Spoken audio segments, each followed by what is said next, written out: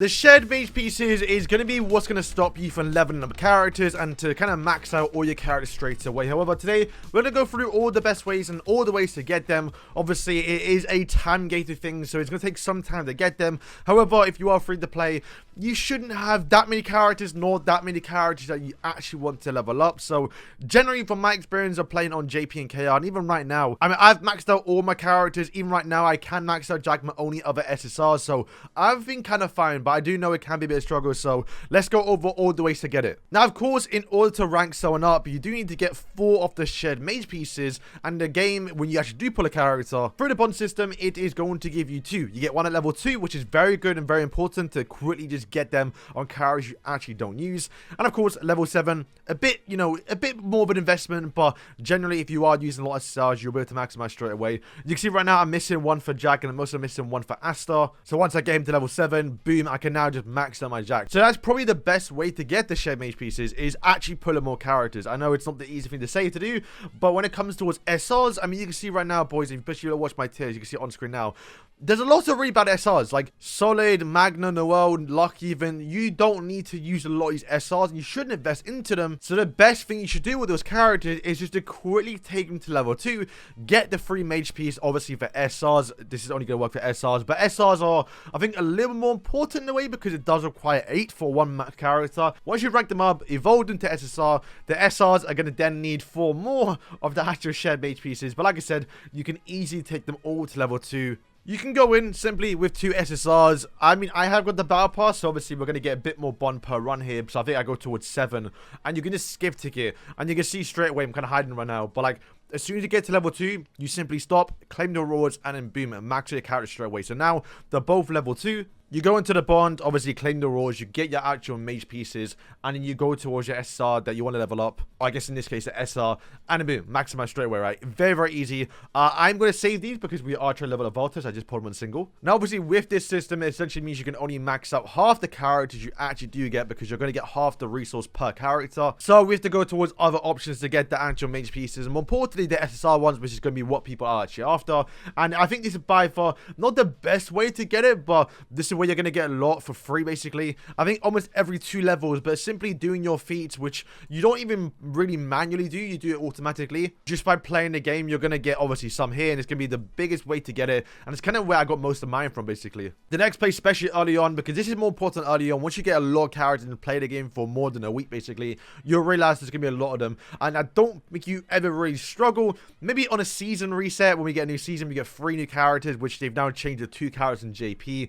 That can be a bit of a problem, because you're going to need 12 for 1 new update, which is going to be crazy, assuming you pull the new characters. But yeah, the mage quest, you do get some here. You can see you're going to get 1 again for getting to mission 28, and I assume you're going to get a bit more onto the actual advanced, which I've obviously not done just yet. We get another one on mission 17 as well, on the actual beginners one, and while you don't get as many, you don't need as many as well. Remember, the SRs need 8 to fully max out, where the SSRs only need 4, so we are getting a little less, but you don't need that many. You can also buy them. Now, this one I wouldn't recommend, because obviously, yeah, you don't want to waste duplicates of characters to get only 1. But this one seems a reasonable deal. I mean, I've already done 3 summons, and I've already gotten 3 right here. Now, you do need 12 duplicates, but once again, once I summon, I'm assuming I'm going to pull a lot more duplicates of the SRs, and a lot of them, especially these 3 right now, I don't need to do power rise. So it's definitely, if you've done your summons, I know a few of you have done a bunch of comments already saying you've done like a first pity already, so at that point, you can easily get 4 here, and that would easily take a character to SR. I mean, I could buy this right now and save them for the next character, because all my characters so far have been maxed out. I don't need extra 4 pieces, so definitely worth picking up. Also, that little tip earlier on where I told you can take character level 2, you can also take those resources, although it's a lot more expensive, and use the actual SR ones to buy the SSR ones. Once again, if you are missing 1 or 2 away to do it, I would recommend it. Once again, you're going to get a bunch more during the event, so it's not like there's a limit to how much you can get. Maybe there's a limit right now, but there will be many, many ways in the future to get more, so don't worry too much about it. You will get enough resources in the future to get basically everyone maxed out, so once again, that is the other way to do it. Clearing through story mode is going to give you a bunch of rewards, not only for XP, but in terms of bond and level, you're just going to get a lot. And when you do get towards chapter 4, you are going to get quite, not few, but you're going to get 2 during chapter 4. Once again, you only need 4 or 2 extra, to get an SSR to max out here. And you are going to get one on chapter, well, I guess episode 5 of chapter 4. You can see right there, we did get one. And you're also going to get another one again for defeating Licht on, obviously, episode 8. Haven't gotten to chapter 5, but I assume chapter 4 and onwards, we're going to get more as well, so that's obviously very nice. The next one is maxing out your world reputation. If you go towards level 3, which should be fair, this is something you work towards later on, you're going to get 1 of each. You can see here, this is how you max your reputation level. When you clear patrol missions, you are just going to get more actual friendship or like, you know, world reputation. And you can see the more we go down as well, you're just going to get a bunch more. It's kind of fine because patrol missions are going to be what you use to level up your bond anyway. So you're going to eventually max out a world. But when you get a lot more points, especially when you scroll down, is one by completing a bit of the memory shards. You can see where we are 5 out of 9. Essentially, when you do get all the pieces, you're going to get a skill page for the character, which is not really important, but you are going to get 500, which is going to give you a lot of bonus. I mean, you still need 27,000, so it's not going to help out too much, but also the memory halls. So like I said, do your reputation level, because right now we have 5, and if you go to each of the levels so far, click on your adventure journal, go towards your world reputation again, and you can see in your world reputation level on 3 on every single world, you're going to get even more as well. Right now as well, in the actual Reroll dungeon, and this is always going to come every season basically, not the Reroll's one in particular, but we're always going to get one for each season themed.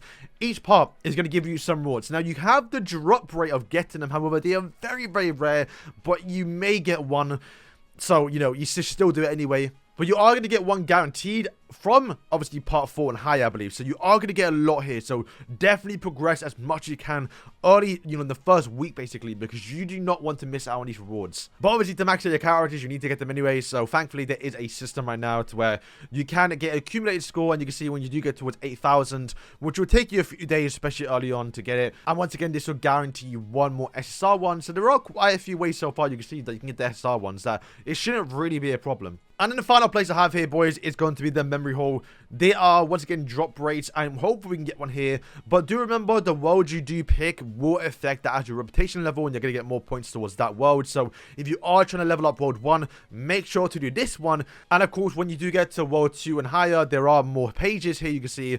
But these are going to drop skill pages, which is something you may not want to do. It's definitely more optimal to sometimes do this one to try and get, obviously, other resources that we covered early on. But I think I'm trying to do world 3 right now. So what we're going to do is a skip ticket. I mean, the drop rate is really low, so like I'll be lucky to get one.